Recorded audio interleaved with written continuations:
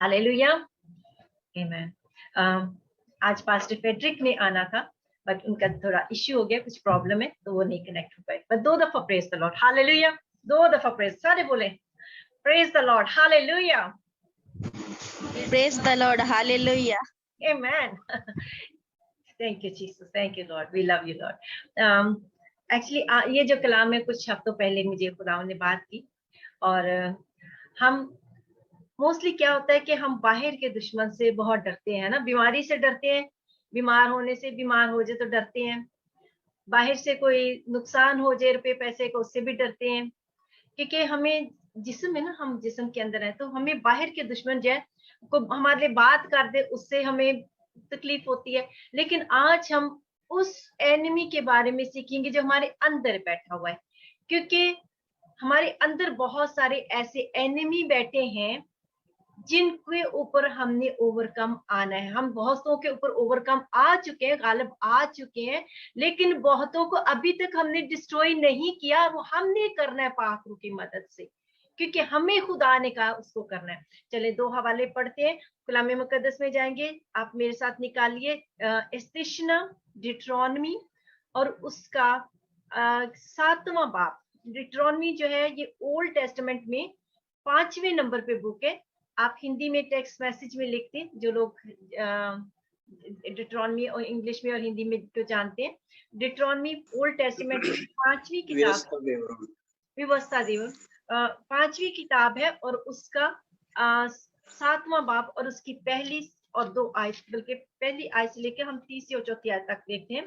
वहां पे क्या लिखा है, हम ये आज के कलाम में सीखने जा रहे हैं कि हमने अपने अंदर के एनिमी को, या अंदर हमारे जो अंदर दुश्मन है, हमने उसके ऊपर गालिब आना है, हमने उसको डिस्ट्रॉय करना। और ये बहुत जरूरी है। जब खुदा ने इस्राएल कौम को मिस्र में से निकाला था, तो जब मूसा जो चला गया और जोशुआ उसकी जगह, जोशुआ मीन साल्वेशन, नजात, वो हमारे यीशु मसीह की पिक्चर है। जब उसने कौम की गल्लाबानी की, तो उस वक्त खुदा ने जोशुआ को कहा था कि जब ये कौम इस्राएल प्रॉमिस लैंड के अंदर, कनान के अंदर दाखिल होगी, तो तब इनके चारों तरफ ये दुश्मन कौमें होंगी, और ये इन दुश्मन कौमों को बिल्कुल डिस्ट्रॉय कर दे। अब सोचने की बात है कि खुदा इब्राहिम को निकाल के ले आया, तो खुदा ये भी काम कर देता, वो 7 कौमों को क्यों रख दिया, खुदा उनको भी मार देता। लेकिन इसके पीछे भी मिस्ट्री है। याद रखें, जो पुराना अहदनामा है, वो अहदनामा हम एक बंद किताब की तरह है, लेकिन नया अहदनामा उस बंद किताब को खोलता है। पुराना अहदनामा जो है वो क्लोज की चीजें हैं, और नया अहदनामा जो उसको ओपन कर देता है, वो रिवील की चीजें।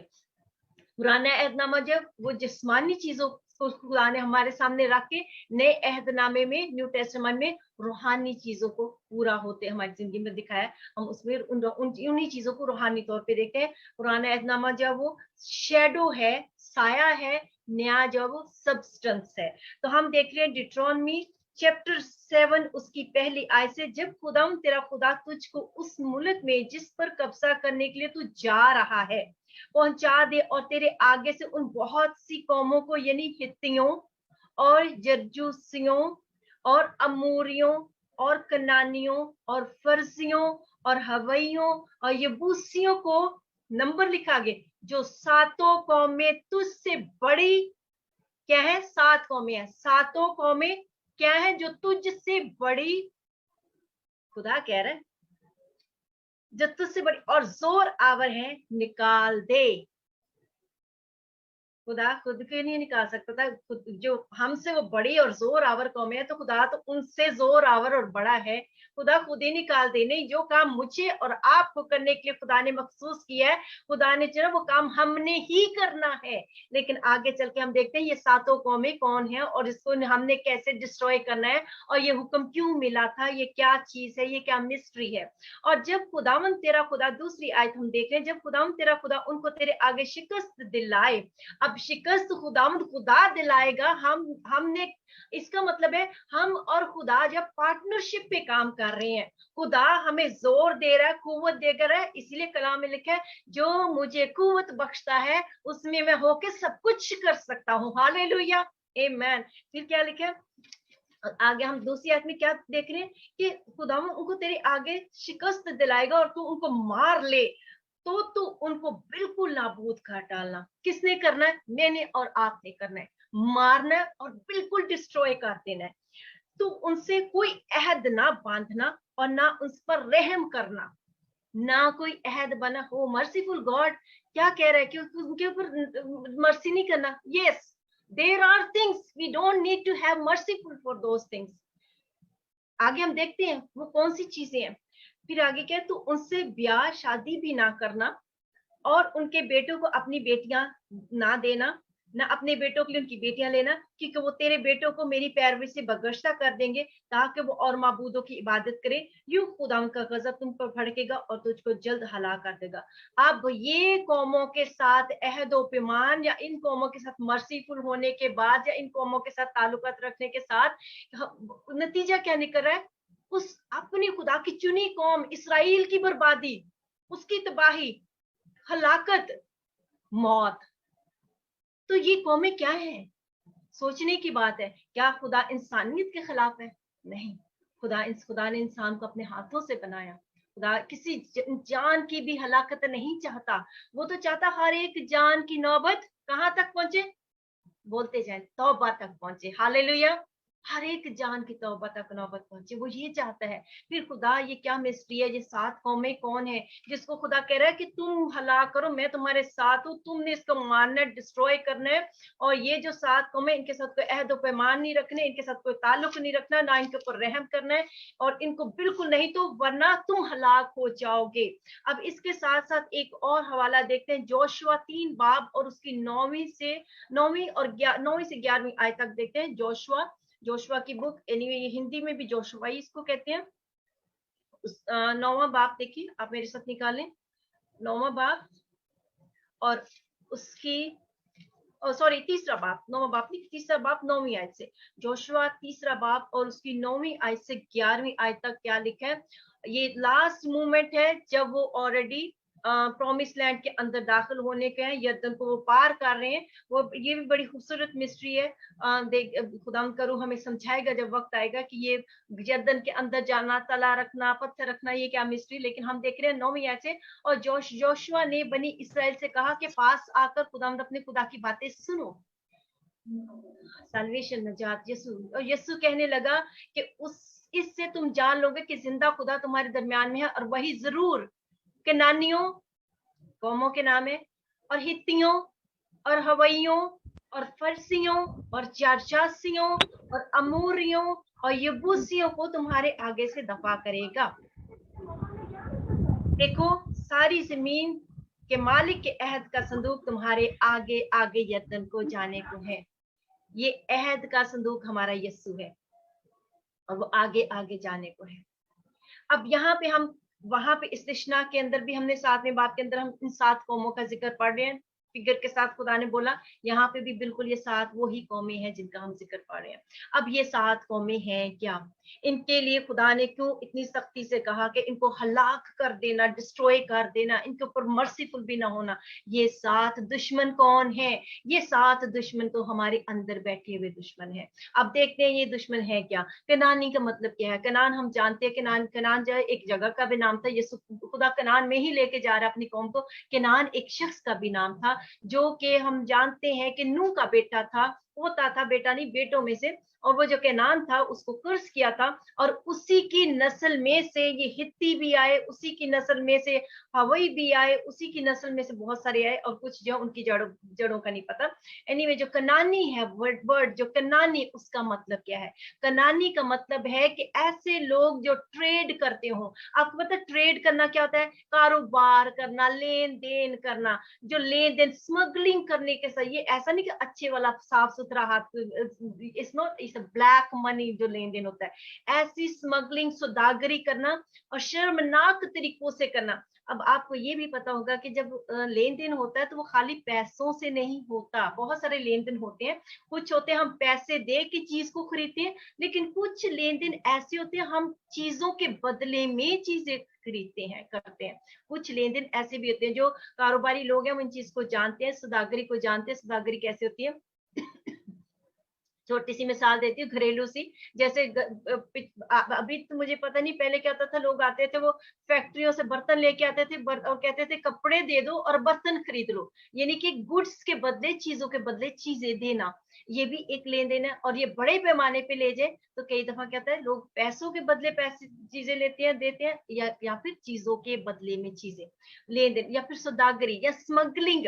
अब ये जो केनानी है, इसका लफ्ज का मतलब जो है इलीगल ट्रेडिंग।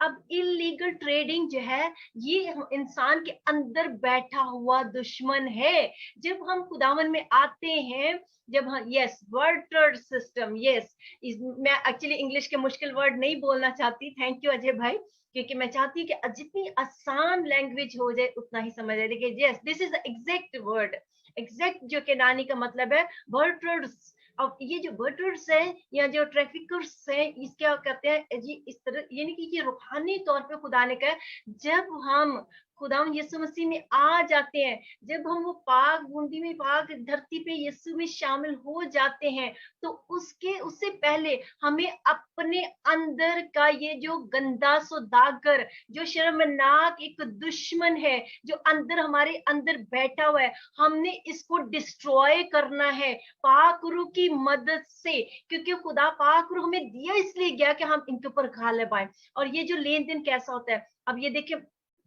ये इसकी डिफरेंट डिफरेंट इसमें चीजें आ जाती हैं, ये लेन देन में, इस सौदागरी के अंदर वो चीजें कैसी आ जाती है। पहली तो बात ये कि ये वो लोग होते हैं जो अपनी सेल्फ राइचियसनेस पे भरोसा करते हैं, यानी कि उनको लगता है कि हम अच्छी दुआ कर लेते तो खुदा हमारी सुनेगा ही सुनेगा। उनको लगता है कि हम अच्छा काम, कोई अच्छे से अच्छे काम है, बाइबल बड़ी पढ़ी है, बाइबल का इल्म बहुत है, अपनी दीनदारी पे भरोसा करते हैं। ये एक तरह की जो खुदा ने हमारे लिए, यीशु ने जो दीनदारी, वो रासबाज ने हमारे लिए जान दी, उसको अपनी रासबाजी के साथ वो लेन देन कर रहे होते हैं, अपनी रासबाजी के साथ रिप्लेस कर रहे होते हैं। और ये क्या है, ये इंसान का अंदर का दुश्मन है, और ये दुश्मन इंसान को उसकी हलाकत का बायस बनता है। खुदा का गजब नाज़िल होता है, क्योंकि एक ही रासबाज है जिसने हमारे लिए जान दी, और उसकी रासबाजी के वसीला से हम रासबाज ठहरते हैं, और ये इंसान के अंदर का दुश्मन है। हम कैसे रासबाज हैं, हम क्यों रासबाज हैं? सब बोले क्यों रासबाज है? क्या हमने कुछ अच्छा किया? नहीं, हमारे अच्छे से अच्छे काम गंदी धिच्चियों के बराबर है, क्योंकि यीशु ने हमारे लिए रासबाज जो है उसने जान दी, हम उसमें छुप गए। जब हम उसमें छुप गए तो हम रासबाज ठहरे, हम उसके लहू से धुले तो रासबाज, दीनदार, धर्मी ठहरे। अब इस लेन देन के अंदर ऐसी भी चीजें आती हैं, खुदा ने हमें देखिए, ये बदन क्या है, ये उसकी हैकल है, ये मंदिर है। जब हम इस बदन के साथ लेन देन करते हैं, ये बदन उसको जलाल देने के लिए है। अब इसी बदन को लेके कसबी के लिए इस्तेमाल किया जाता है, यानी कि हम उसको कसबियों का मतलब पता है, कहते हैं प्रोस्टिट्यूट। ऐसी इस बदन को लेके हम इस दुनिया के लिए इस्तेमाल करते हैं। वो जो खुदा ने हमें टैलेंट दिया है कि खुदा के लिए इस्तेमाल हो, हम दुनिया के लिए इस्तेमाल करते हैं। हमें ताकत दी खुदा के लिए, जलाल के लिए, हम दुनिया के लिए इस्तेमाल करते हैं, गलत कामों के लिए, गलत बातों के लिए। टाइम दिया खुदा के लिए, वो गलत चीजों के लिए इस्तेमाल करते हैं, चुगली में, एक दूसरे को शर्मनाक बातों में, गंद मत कुछ भी करते। ये सब चीजें जो लेन देन के अंदर आती है, जो कुछ खुदा ने हमें दिया है, वो हम अगर दुनिया के अंदर इस्तेमाल करें तो वो हम लेन देन, गलत शर्मनाक सौदागरी कर रहे हैं। और इसको क्या है, हमने इस एनिमी को डिस्ट्रॉय करना है, इसको नाबूद करना है, अदरवाइज ये हम इंसान को हलाक कर देगा। और उसके लिए खुदा ने हमें पाक रूह दिया है, क्योंकि वो जिस्म के कामों को नाश करने के लिए दिया गया है। और इसके अंदर क्या आता है, रासबाजी हम देखा, अपनी दीनदारी, अपनी धर्मिता के ऊपर फखर करना, या अपने रोजों पे, अपनी हर चीज पे। दूसरी हम देखा कि अपने बदन से यीशु को जला देने के बजाय शर्मनाक बातों में बदन को इस्तेमाल होने देना, अपने टैलेंट को। और भी इसमें बहुत सारी चीजें आती हैं। चंद एक और बातें देखिए, कई दफा हम सोचते हैं ना कि मैं बड़ा चर्च जाता हूँ, मैं बड़े, मेरे लोग जानते हैं मुझे, मैं मेरी कुछ भी, यानी कि वो सारी चीजें, एनीवे, थैंक यू जीसस। इसमें वो भी लोग आते हैं जो जमीन पर अपने लिए माल जमा कर लेते हैं, बजाय इसके कि वो जो चीजें खुदा ने हमें दी हैं वो खुदा के लिए वो जमीन पर आंखों की लस्ट, ये टिपिकल एक आयत इसके अंदर फिक्स होती है, जो आंखों की लस्ट, फ्लैश की लस्ट। चलिए आज को पढ़ते हैं, क्योंकि लस्ट से हो सकता है बहुत बहन भाइयों को समझ ना आए, लेकिन जब हम वर्स पढ़ेंगे तो आप अपनी लैंग्वेज में उस वर्स को पढ़ लेंगे तो आपको ज्यादा क्लियर हो जाएगा कि ये दुश्मन जो है वो कौन सा दुश्मन है। आप मेरे साथ निकालें यूहन्ना का पहला खत और उसका दूसरा बाब और उसकी 16वीं आयत वहां पे लिखे, बल्कि हम 15वीं आयत से पढ़ते हैं। क्या लिखे? ना दुनिया से मोहब्बत रखो ना उन चीजों से जो दुनिया में है। जो कुछ दुनिया से मोहब्बत रखता है उसमें बाप की मोहब्बत नहीं, क्योंकि जो कुछ दुनिया में है यानी जिस्म की ख्वाहिश, इसके अंदर ये कनानी जो है दुश्मन इंसान के अंदर जिसको डिस्ट्रॉय करना होगा, जो ये जिस्म की ख्वाहिश, आंखों की ख्वाहिश, जिंदगी की शेखी, वो बाप की तरफ से नहीं बल्कि दुनिया की तरफ से है। और दुनिया उसकी ख्वाहिशें दोनों मिटती जाती है, लेकिन जो खुदा की मर्जी पर चलता है वही अब तक कायम रहेगा। आमेन, हालेलुया। ये बहुत बड़ा दुश्मन है, इसको आज आपने डिस्ट्रॉय करना है, अपनी धार्मिकता, अपनी रासबाजी। और ये दुश्मन ऐसा है कि कई दफा इंसान को हमेशा गिल्ट फील करवाता रहता है, वो आपने अभी भी गुनाह किया, आप अभी भी गुनाहगार हो, वो आप ये नहीं कर सकते, आप ये नहीं कर सकते। वो अंदर शर्मिंदगी होती है, खिदमत करने में भी रुकावट पैदा हो जाती है। ये चीजें इस दुश्मन को डिस्ट्रॉय करें। वो रासबाज हमारा बड़ा सरदार कहें, उसकी वजह से हम दीनदार हैं। अपनी आंखें उसके ऊपर लगा करके ये आंखों की लस, हर तरह का लालच, हर तरह की शेखी अपने अंदर से निकाल फेंके, क्योंकि खुदा के कलाम में लिखे, कुर्सियों 5 में लिखे, कुर्सियों 3 की 5 तीसरी से बात 5वीं आयत में लिखे, बस अपने उन अज़ा को मुर्दा करो जो जमीन पर है, यानी हरामकारी और नापाकी और शहवत परस्ती, बुरी ख्वाहिश और लालच जो बुत परस्ती के बराबर है। ये जो चीजें हैं कनानी है, ये बुत परस्ती कौम है, और ये जो चीजें इनका करेक्टर है, ये दुश्मन जो है ये बुत परस्ती के बराबर हैं चीजें, और इनको हमने डिस्ट्रॉय करना है। और खुदा ने हुक्म दिया था कि उस मुल्क में जाने से पहले इनको नाबूद करना है, नहीं तो ये तुम्हारी हलाकत का बायस बन जाएंगे। दूसरी बात, चलिए जल्दी से निकलते आगे। दूसरी कौम का नाम यहाँ पे हित्ती। अब हित्ती जो है, हित्ती का मतलब वह होता है, जो लफ्जी मानी है, हित्ती का मतलब है टेरर, यानी डर, खौफ। अब ये जो डर और खौफ है ये इंसान का बहुत बड़ा दुश्मन है, याद रखें। डर और खौफ इंसान का दुश्मन है बहुत बड़ा, क्योंकि डर जो है वो इंसान के लिए फंदा है। जो फंदा है, फंदा क्या करता है? फंदा जान लेता है। डर जो है इंसान की जान ले लेता है। हमें सिर्फ खुदा से डरना है। हालेलुया, आमीन, आमीन। खुदा ने हमें एक इंस्ट्रक्शन भी दी है, खुदा ने एक बात कही बड़ी डर के बारे में, बड़ी डर के बारे में तो बातें ही बड़ी है कलाम मुकद्दस में, है ना। सारे कहते हैं कि रोज के लिए हमें पूरे साल के लिए डर का एक प्रॉमिस मिला हुआ जी, पूरे साल के लिए। तो अगर पूरे साल के लिए रोज रोज के लिए एक मिला, तो फिर रोज रोज फिर डर निकलता क्यों नहीं था?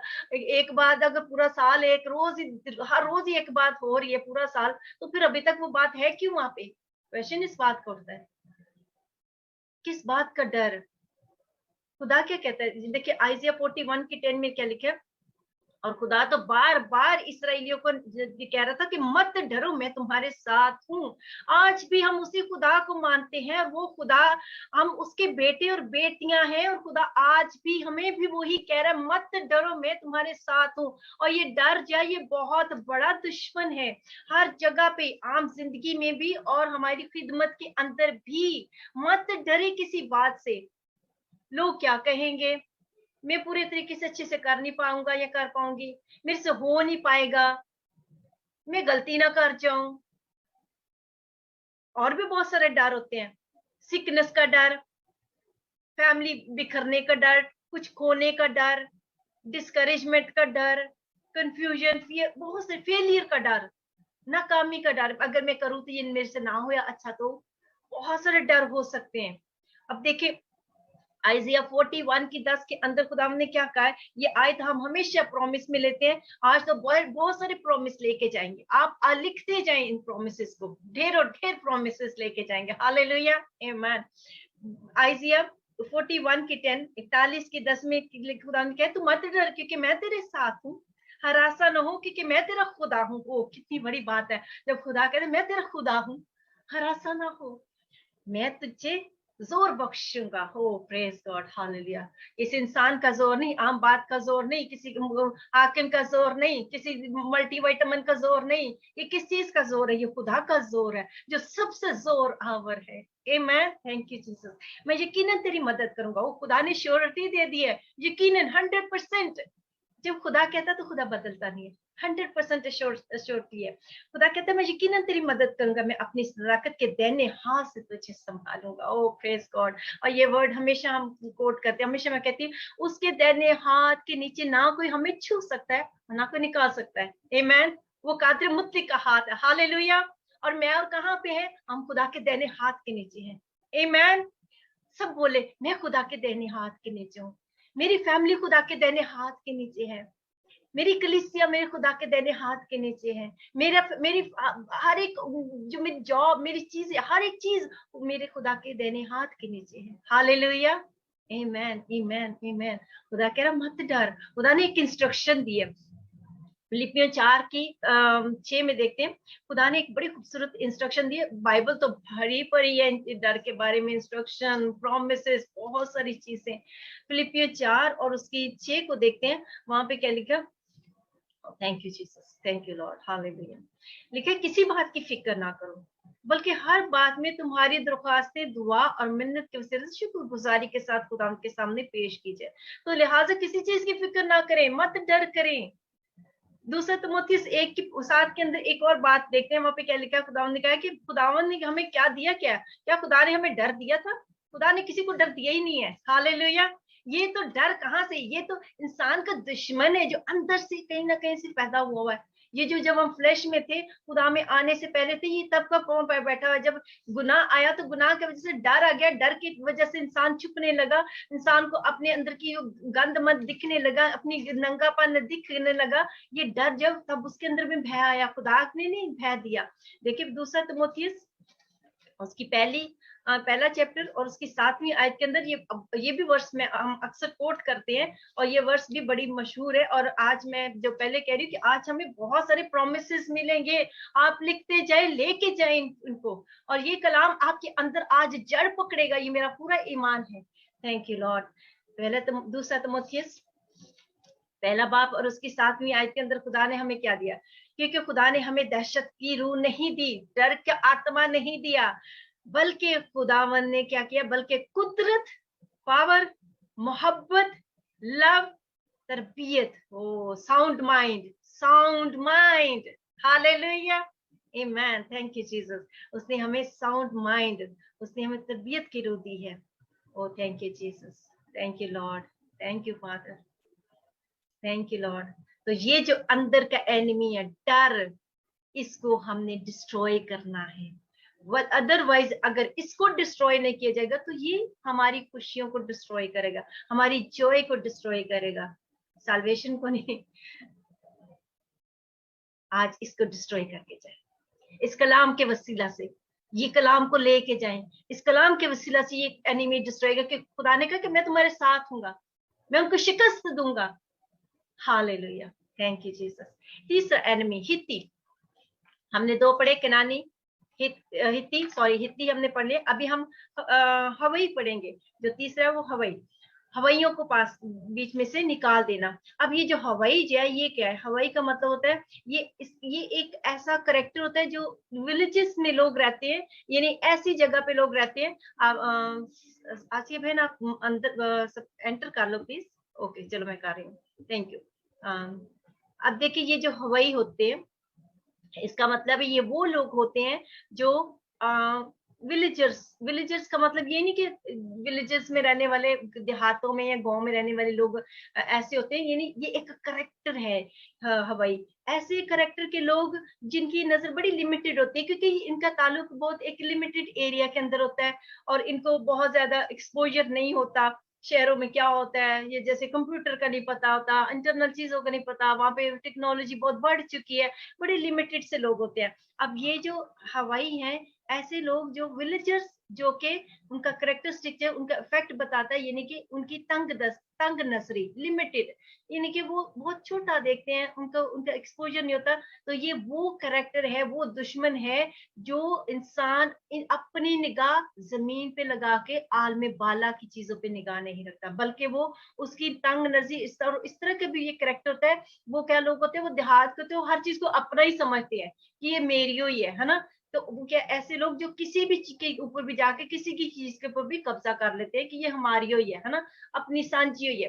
तो ये भी एक ऐसा दुश्मन है। कलाम मुकद्दस के अंदर हमें बताया गया कि यह इंसान के अंदर बैठा हुआ दुश्मन है, तंग नजरी, यानी कि लिमिटेड साइट, इंग्लिश में उसको कहेंगे, या फिर हमने चीजों को दूसरों की चीज पे जाके काबज होना, ये दोनों तरफ को कवर कर रही है। ऐसे लोग, ऐसा करेक्टर, और ये जो लोग हैं स्पिरिचुअली ये कैसे फिट आते हैं, स्पिरिचुअली ये ऐसे फिट आते हैं कि जो अपनी जिंदगी का जो बड़ा सा मकसद है, यानी कि जो हमारी इटर्नल लाइफ है, जो ना खत्म होने वाली हमारी ब्लेसिंग है, उनको वो कम देखते हैं, उनको वो बड़ी छोटी बल्कि दिखती नहीं है, बल्कि जो जमीन की चीजें हैं उनके ऊपर ज्यादा नजर रखते हैं, यानी उनको जमीनी चीजों की ज्यादा तगोदो रहती है। और दूसरी बात ये क्या करते हैं कि अपनी जो रूहानी चीजें हैं उनको जमीनी चीजों के साथ वो रिप्लेस करते रहते हैं, वो उनके उनके उनको काबज होने की कोशिश करते हैं, उनको लेने की ज्यादा कोशिश करते रहते हैं। और ये दुश्मन है अंदर से, इसको डिस्ट्रॉय करना है हवाई। अब जो चौथा दुश्मन है वो क्या, फर्जी, फर्जियों को भी, फर्जी जो है ये भी विलेजर्स की तरह, लेकिन ये ऐसे विलेजर्स होते हैं जिनकी कोई प्रोटेक्शन ना हो, जिनकी कोई वॉल ना हो, कोई दीवार ना हो। ये इन लफ्जों की मीनिंग है, और इन मीनिंग में से खुदा रूहानी तौर पे हमें सिखाने की कोशिश कर रहा है कि ये 7 कौमें इंसान के अंदर बैठे दुश्मन है, और इनको हमने डिस्ट्रॉय करना है। और ये जो फर्सी हैं, ये क्या है, ये ऐसे विलेज, ऐसे जो इलाके, ऐसे गांव हैं, टाउन्स हैं जिनकी दीवारें ना हो, अनप्रोटेक्टेड हो। अब ये कौन से लोग हैं, ये देखिए, ये एक बहुत बड़ा एनिमी है आज लोगों के अंदर। बहुत सारे लोग जो है अपने आप को अनप्रोटेक्टेड फील करते हैं, वो फील करते हैं हाय अब तो हम मुसीबत में पड़ गए, अब ये बीमारी आ गई, अब घर में ये तकलीफ आ गई, अब खुदा ने तो जैसे हमें छोड़ ही दिया, हम तो अनप्रोटेक्टेड है, अब तो खुदा हमारी सुनता ही नहीं है, अब तो हमारी दुआ का भी जवाब नहीं आ रहा। होपलेस हो जाते हैं, डिस्करेज हो जाते हैं, होपलेसनेस, डिस्करेजमेंट। और इसमें बहुत सारी और भी चीजें आती है। ऐसे लोग जिनको अपनी लाइफ के पर्पस का ही नहीं पता होता कि हमने हमारा पर्पस क्या है, उनके पास कोई एम ही नहीं होता। ऐसे लोग जो अपने आपको लोनली फील करते हैं, ऐसे लोग जो अपने आप को डिप्रेस फील करते हैं, ऐसे लोग जो, और इसी चीज की वजह से वो डिफरेंट और दिशाओं में चले जाते हैं।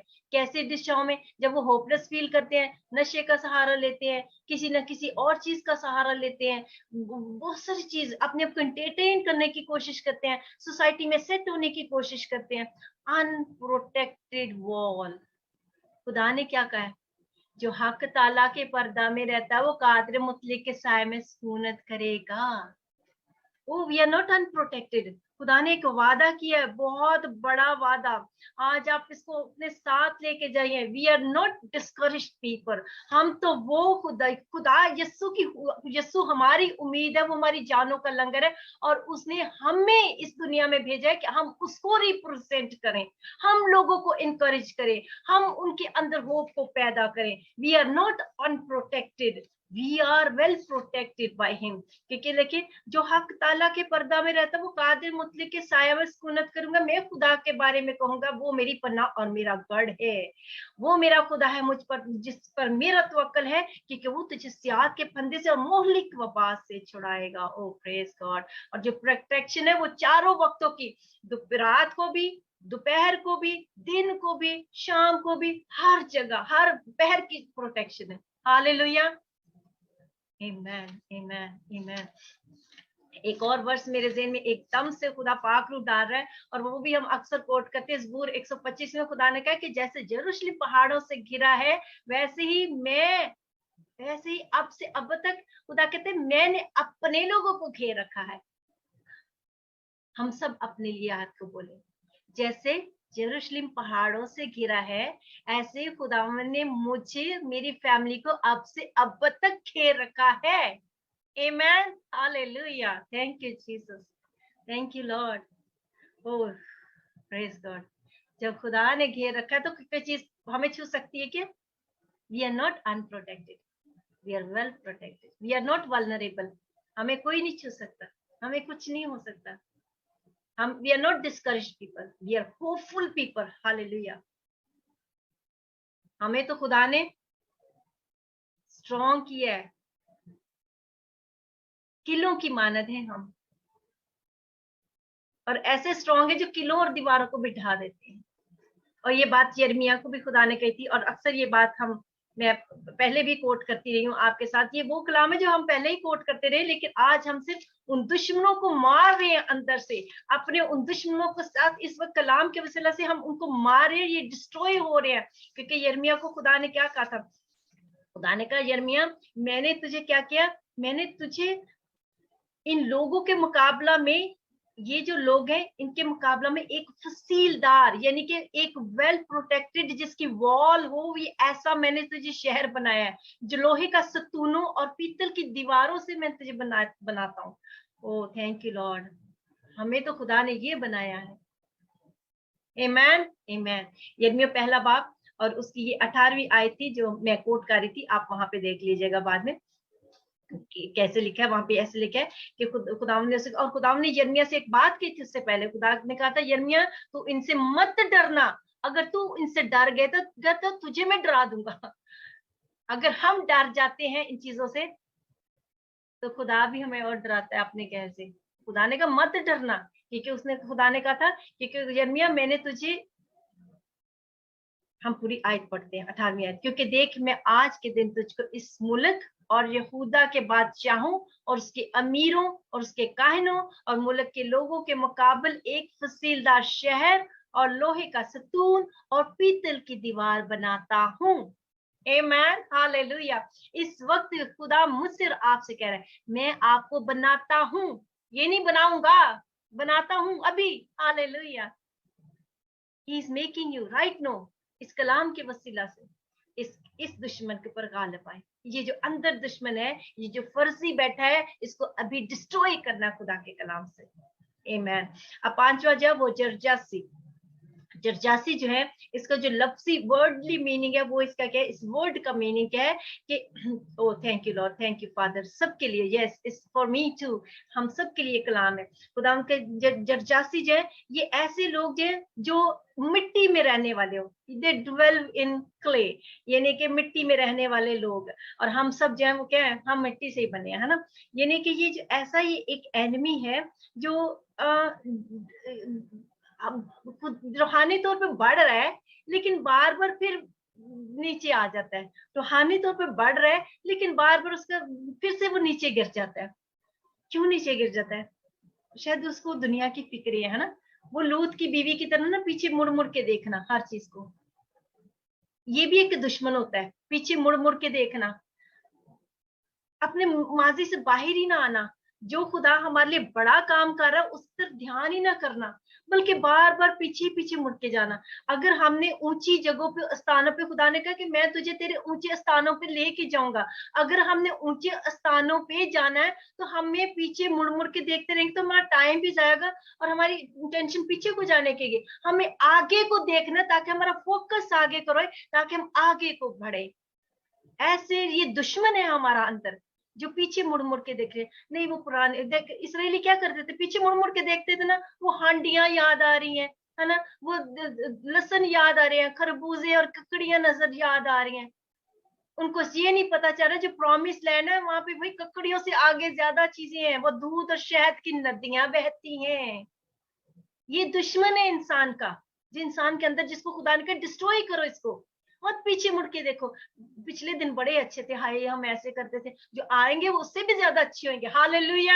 आमेन आमेन आमेन. मत पीछे मुड़ के देखे. Don't dwell in the clay. ये एक दुश्मन है इंसान का बहुत बड़ा. आज इसको डिस्ट्रॉय करें. आपकी फैमिली को खुदा रिस्टोर करने जा रहा है आपके ईमान के वसीला से, क्योंकि एक इंसान का बचना. एक बात खुदा ने मुझे सिखाई पिछले दिनों में, बड़ी खूबसूरत मुझे लगी. देखिए, घर की चौखट पे जब फूल लगाया था तो क्या घर के सब लोगों ने लगाया था? जो मुखिया था उसने लगाया था। और क्या सारी फैमिली बची थी मुखिया के खून लगाने से? बची थी। आमीन।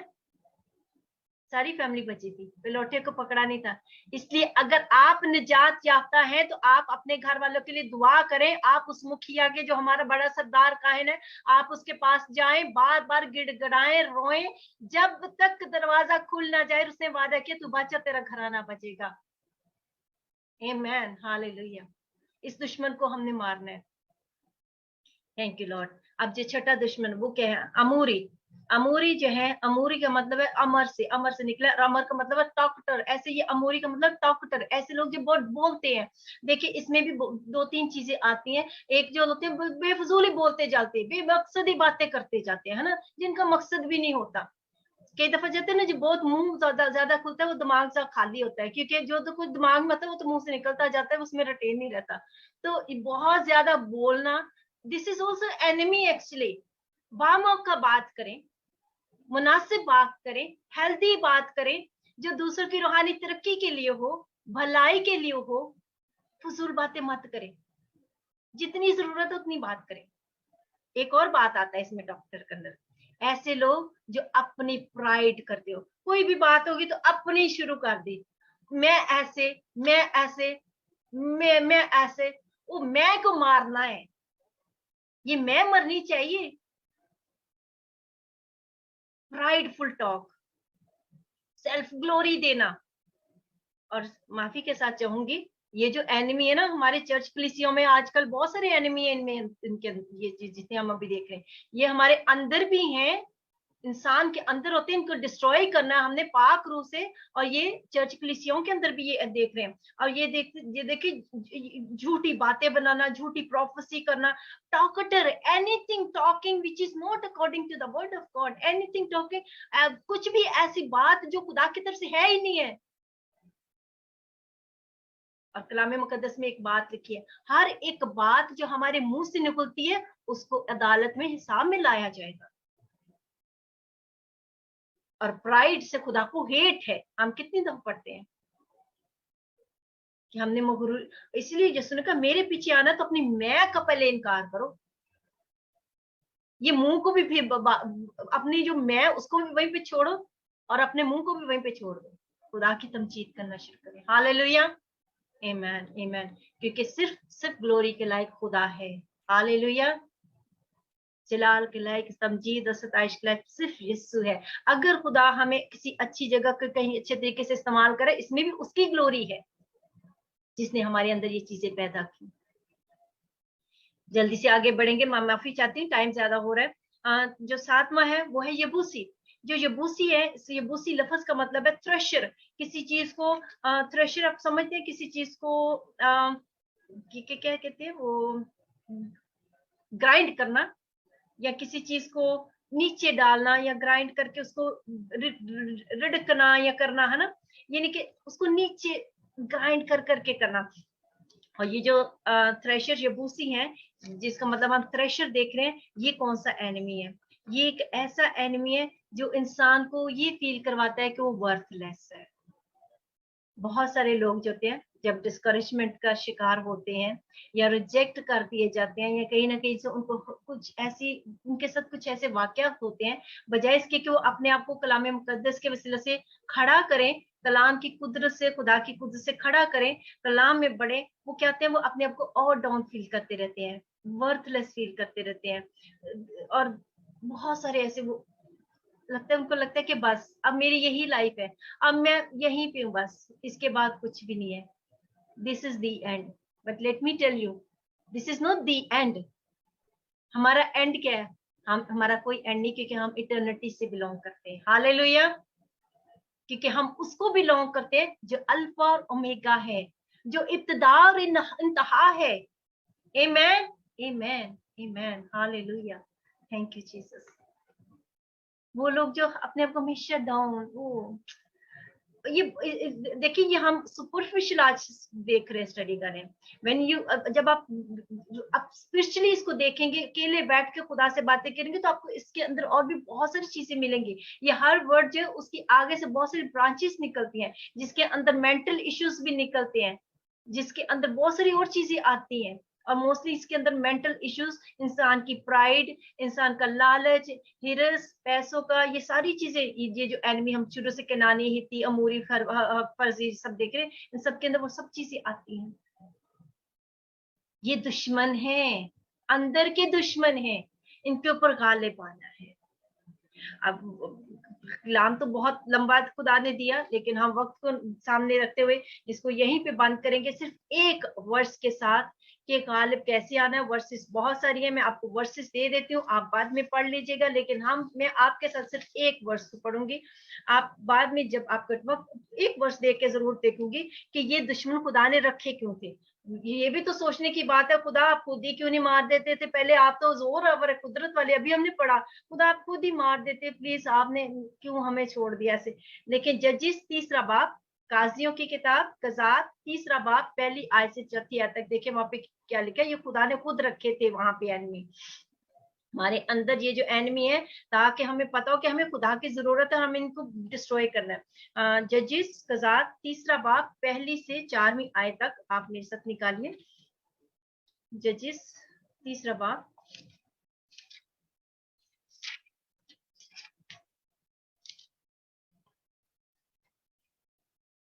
क्या लिखा? और ये वो कौमें हैं जिनको खुदा ने रहने दिया, ताकि उनके वसीला से इसराइलियों में से उन सबको जो कनान की सब लड़ाइयों से वाकिफ ना थे आजमाए। ये हमारा टेस्ट है, ये हमारे अंदर चीजें क्यों। देखिए, जब हम यीशु को कबूल करते हैं, यीशु आज से आप मेरे लॉर्ड हो, यीशु आज से आप मेरे सेवियर हो, यीशु मैं मैंने अपनी जिंदगी को आपको दे दिया है लॉर्ड, अब आपकी मर्जी पूरी है। जब ऐसा कह दिया तो उसी वक्त ये सारे एनिमी डिस्ट्रॉय क्यों नहीं हो गए? कहने का मतलब ये है, स्पिरिचुअल इसके मीनिंग हम देख रहे हैं ये वर्स के, कि इसराइली में से क्यों नहीं डिस्ट्रॉय, ताकि खुदा उनको रहने देता है, ताकि क्यों, ताकि उससे खुदा हमें टेस्ट करे कि हम खुदा के साथ कितने सिंसियर हैं। क्या हम खुदा को पहला दर्जा देते हैं या अपने लालच को और दुनिया की चीजों को? क्या हम डर को रखते हैं बीच में एनिमी, क्योंकि हम खुदा पे भरोसा करते हैं, ताकि खुदा हमें टेस्ट करे। क्या लिखे ना, खुदा ताकि हम, खुदा कहते मैं वाकिफ हो जाऊं, ताकि आजमाए। फकत मकसूद ये था, दूसरी आयत हम पढ़े, काजियों 3 बाब 2 आयत, फकत ये मकसूद था कि बने सिर्फ नसर के खास कर उन लोगों को जो पहले लड़ना नहीं जानते थे, लड़ाई सिखाई जाए ताकि वो वाकिफ हो जाए। यानी फिलिस्तीनियों के 5 सरदार और सब कनानी, इसे आगे आप खुद पढ़ लीजिएगा, क्योंकि यहाँ पे भी वो कौमों के जिक्र हैं 4 आयत के अंदर। चलिए, छोड़ने को दिल नहीं करा। 5वें सरदार सब केनानी और सदानी और कोई बाल हरमून से हमाद के मदखल, ताकि सब हवाई कोई जो कोही लबनान में बसते थे। 4 आयत को ध्यान से सुनिए, ये इसलिए थे कि उनके वसीला से इसराइली आजमाए जाएं, ताकि मालूम हो जाए कि वो खुदा के हुक्मों को जो उसने मूसा की मार्फत उनके बाप दादाओं को दिए थे सुनेंगे या नहीं। अब ये 5वें में वो दुश्मनों के वो तो उसी को पता है ना अभी। सरजीत भाई अपना माइक म्यूट, सरजीत भाई माइक म्यूट करें। तो देखिए, ये कनानी, हवाई, यरबूसी, ये सत्ती, अमोरी क्यों रखे गए? ताकि खुदा इनके वसीले से हमें टेस्ट करे कि हम खुदा के साथ कितने मजबूत हैं। क्या हम वाकई खुदा की यीशु की छवि में ढल चुके हैं? क्या हम उस शेप में आ चुके हैं कि खुदा हमें यूज करे? इसके साथ साथ आप जब अपनी पर्सनल प्रेयर करें, अगर खुदा करो आपको याद कराए तो आप पढ़िएगा कुलसियों 3 बाब की 5वीं आयत, दूसरा तिमोथियस उसका 2 बाब उसकी 3 और 4 आयत, जेम्स याकूब का खत 4 बाब 7वीं आयत, पहला पतरस उसका 1 बाब उसकी 14वीं से 16वीं आयत, दूसरा तिमोथियस 4 बाब 7वीं से 8वीं आयत। आप इनको पढ़ लीजिएगा।